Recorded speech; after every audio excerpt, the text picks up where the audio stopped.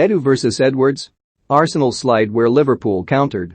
Liverpool have shown that the right people can reverse the slide. But are Edu and Mikel Arteta a match for Michael Edwards and Jurgen Klopp?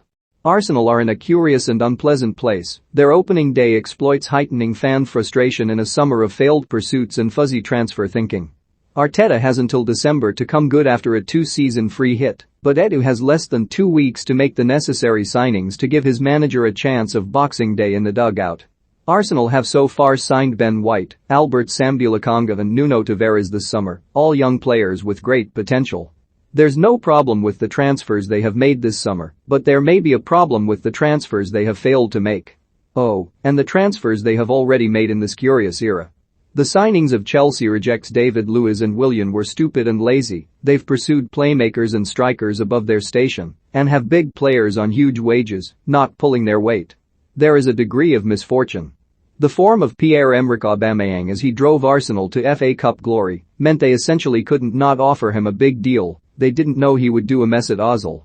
And had Real Madrid not changed their mind over Martin Odegaard and then changed it back, the slightly embarrassing, resource-depleting chase of James Maddison may never have occurred. But there are still strange decisions being made. Aaron Ramsdale is a solid Premier League goalkeeper, but the £30 million he's going to cost could surely more effectively be spent elsewhere, and the time it's taking certainly could. He's not much better than Bernd Leno and nowhere near as good as Emiliano Martinez, who left for £15 million last summer. The perception of Arsenal is an issue.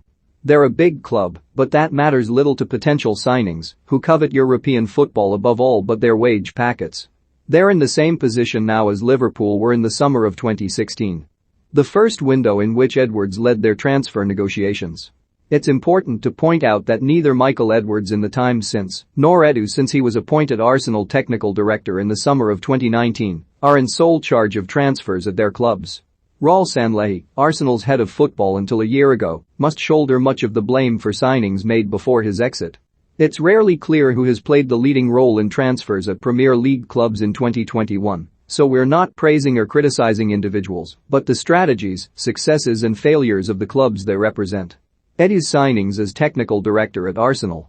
Pepe £72 million, Saliba £27 million, Tierney £24 million, Luiz £8 million, Mary £5 million, Martinelli £6 million, Ceballos loan, Cedric Free Party £45 million, Gabriel £24 million, Odegaard loan, Renarsson £2 million, Willian Free Ryan loan, White £50 million, Lokonga £15 million, Tavares £7 million, https://afty. Wilford, at WILLFORD, August 18, 2021. We're using Edu and Edwards as the figureheads because of the positions their clubs were in at the juncture at which they were appointed. Both Liverpool and Arsenal were sleeping giants, not playing Champions League football, with some money to spend, but not as much as their Premier League rivals. And they've gone in opposite directions. In Edwards' first season, Liverpool brought in Sadio Mane, Jorginho Wijnaldum and Joel Matip, making a £4.93 million profit on transfers as the Reds went from 8th to 4th in the Premier League. Arsenal signed Nicolas Pepe, William Saliba, David Luiz and Kieran Tierney in a £96 million loss in Edu's first season, as they went from 5th to 8th.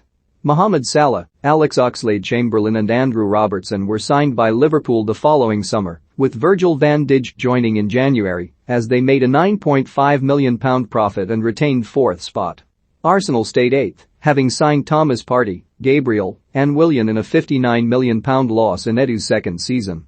It was at that point for Liverpool, this point for Arsenal, that they signed Alisson and Fabinho ahead of winning the Champions League the next season and the Premier League the following season. Arsenal want Ramsdale, have signed Lokonga, and would take 6th spot right now if it was offered to them. It's a stark contrast. Perhaps the big difference is Klopp. Had Edu been in charge of transfers with that type of manager to work with, someone with previous title-winning experience and the respect of all staff and players, the Arsenal signings would likely have been very different. The jury is still very much out on Arteta.